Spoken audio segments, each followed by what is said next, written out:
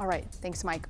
Well, we are continuing our coverage after two people were shot and killed in Asheville on Sunday. Now, family and friends have identified the two people who were killed as Marquez Davis and Lamarius Jones. They were both in their early to mid-20s. A friend says the pair were a part of a program meant to help young people in their community. Now, that friend is hoping that community that gives back to them will do so. Now, reporter Mark Liverman shows us how. It was just disbelief. Pain that's palpable. Chaos as family and friends searched for answers in the aftermath. I actually was with two of the other victims' mothers as we were driving back trying to get to the hospital. That's where 7 of the 9 victims were taken.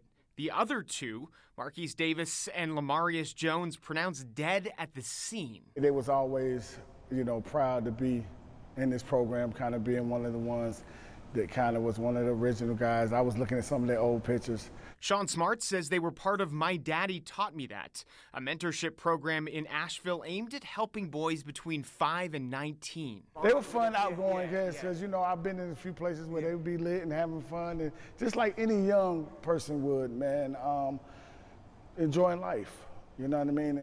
For Jones, that was on the football field, even making News 13's Player of the Week back in 2021.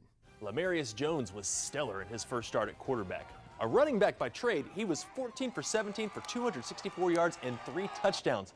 He also rushed for another TD and picked off a pass on defense. But I want to show you this, a mural that has recently been done here at My Daddy Taught Me That, showing a little bit of the progression over the last 14 years. So many different faces that have been part of this program in order here. And then we came across this. You see here one of the victims of the weekend shooting. That right there, Lamarius. We're noticing here as well.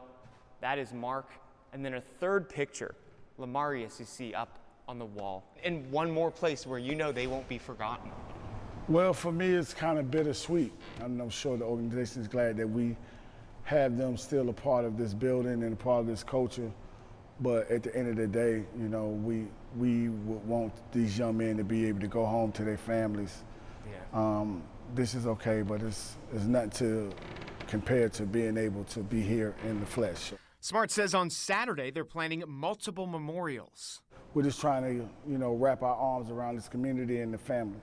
A chance to grieve and look back at 2 lives taken far too soon. This is celebrating Lamarius and Mark's life, it sounds like, more than anything else. For sure, and that's what we want to do.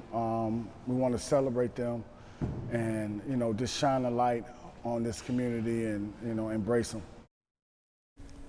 Smart says that balloon release will be at Asheville Middle School from 3 until 5 o'clock on Saturday afternoon.